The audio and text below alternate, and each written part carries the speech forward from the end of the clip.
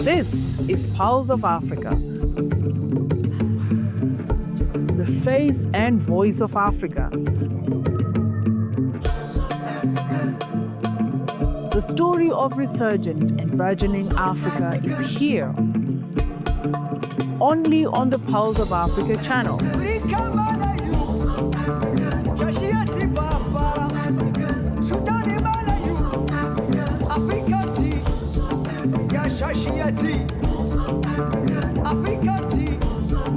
Pulse of Africa, the face and voice of Africa.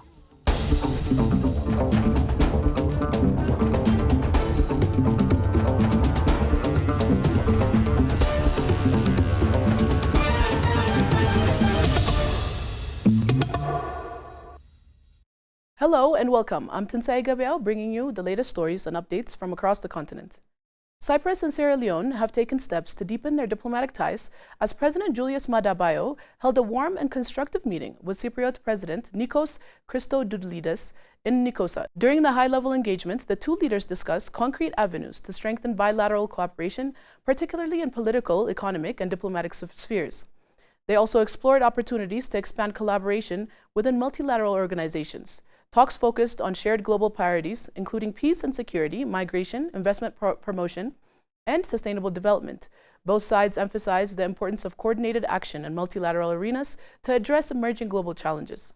President Bio reaffirmed Sierra Leone's commitment to enhancing relations with Cyprus, commending the constructive nature of the discussions. President Christodoulidis likewise welcomed deeper cooperation, noting the potential for increased engagement between the two nations. UN Secretary-General Antonio Guterres has issued a forceful call for sweeping global reforms that place Africa at the center of international decision-making. After meeting the African Union Commission chairperson, Guterres outlined a three-point plan focused on stronger AU-UN cooperation, fair financing, and global governance reform. He condemned Africa's exclusion from the permanent seats on the UN Security Council as a historic injustice and urged member states to fulfill financial obligations to support peacekeeping and development efforts. And the pact also called for permanent seats for Africa on the Security Council, correcting once and for all an intolerable injustice faced by the African continent. Guterres also criticized the global financial system as outdated and unfair, calling for tripled lending capacity for development banks and new tools to ease Africa's debt burdens. Ahead of the G20 summit in Johannesburg, he vowed to push for bold reforms, emphasizing Africa's leadership in driving global change. And later this month, I will take this message to the G20 summit in Johannesburg, urging G20 members to lead on these long overdue reforms, and welcome the Africa-Europe Foundation's work on resetting and strengthening the relations between the two continents. On climate, he demanded wealthy nations double adaptation funding to at least $40 billion, stressing that Africa suffers the worst impacts despite contributing least to emissions.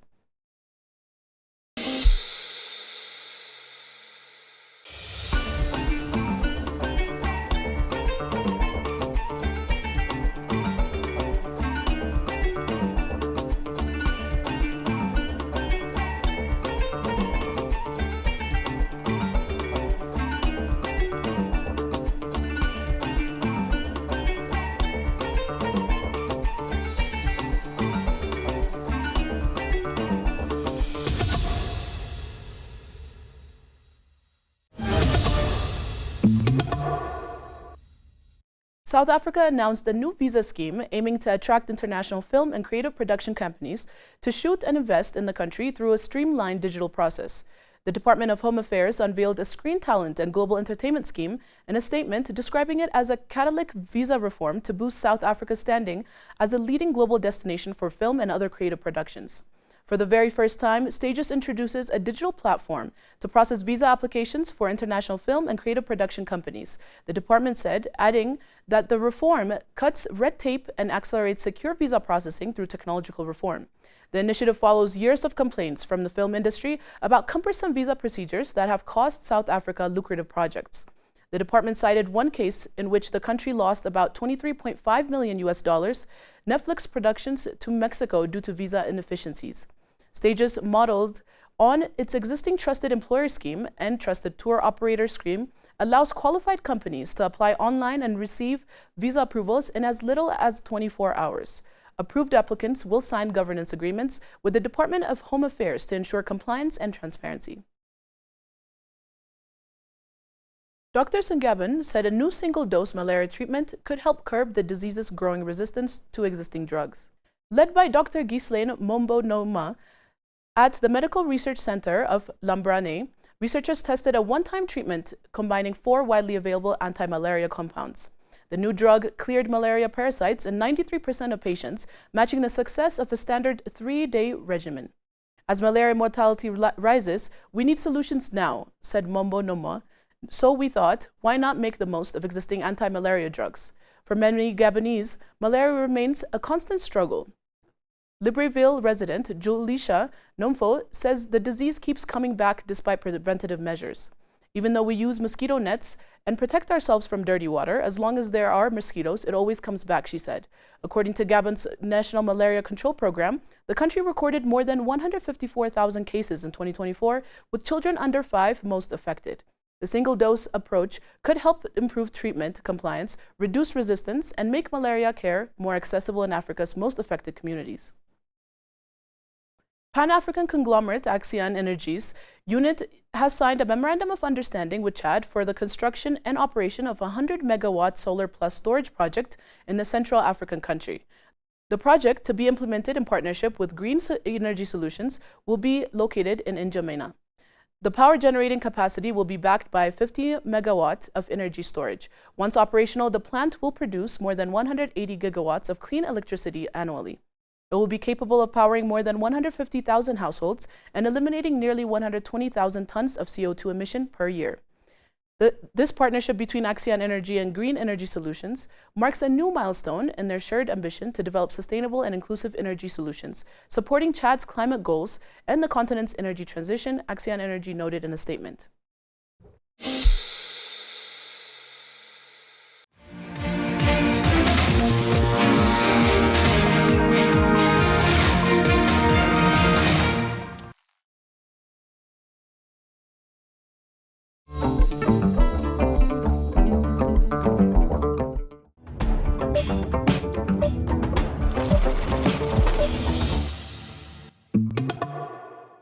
Now to business news.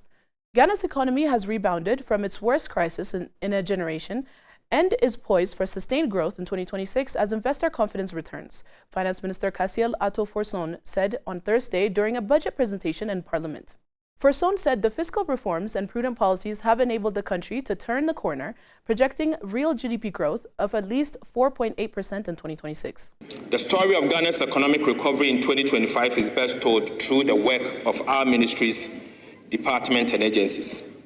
Across every sector, from agriculture and industry to governance, infrastructure and human development, performance in 2025 reflects disciplined execution and innovation. The Speaker, our task now is to sustain this momentum. We will boost productivity in agriculture and industry, accelerate infrastructure delivery, and strengthen governance and skills development. The government also aims for a fiscal deficit of 4% of GDP on a cash basis and primary balance of around 1.5% of GDP from 2026 onward. Ghana is back strong, credible, and open for business, Forson said. He added that Ghana was planning to return to the domestic debt market in 2026. Ghana's consumer inflation has fallen sharply from a record 54% in January 2023. Nigeria has ended plans to impose a 15% import duty on petrol and diesel aimed amid assurance of adequate supply during the year-end holidays, the downstream regulator said. The tariff, approved by President Bola Tinubu as a part of a fiscal reform to boost non-oil revenues, was disclosed in a leaked government memo last month. It was supposed to take effect in December.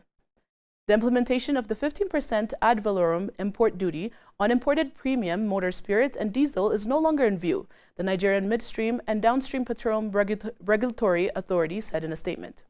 Fuel marketers had lobbied against the measures, warning it could restrict imports and leave the country reliant on a single source, the 650,000 barrel per day Dangote Petroleum Refinery in Lagos.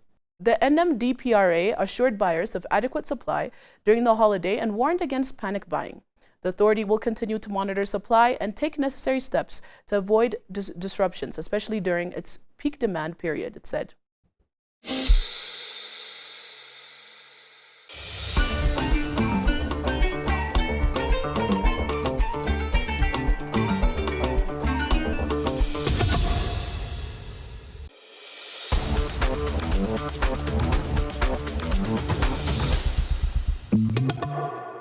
Moving to sports news, the Total Energies CAF African Cup of Nations, Morocco 2025 Local Organizing Committee, and CAF have announced that electronic visas for fans traveling to the tournament will be free. Fans can obtain their e-visas through Yalla app for the event running from 21 of December 2025 to 18th of January 2026.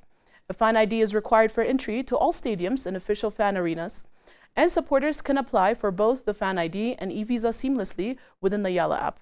A 24/7 multilingual help desk is available to assist applicants. The measures aim to ensure a smooth, secure, and world-class experience for fans attending Africa's biggest football event, hosted across 9 stadiums in 6 cities. World Athletics has announced the 3 finalists for the 2025 Photograph of the Year award. The finalists were selected from 141 submissions by photographers representing 41 countries across all 6 continental regions.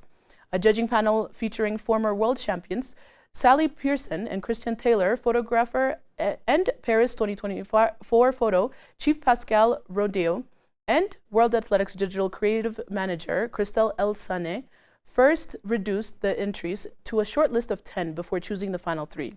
The shortlisted images will appear in a digital exhibition on the World Athletics website later this month. The winning photograph will be revealed on World Athletics platforms as part of the World Athletics Award 2025. Next, let's check the current weather forecast.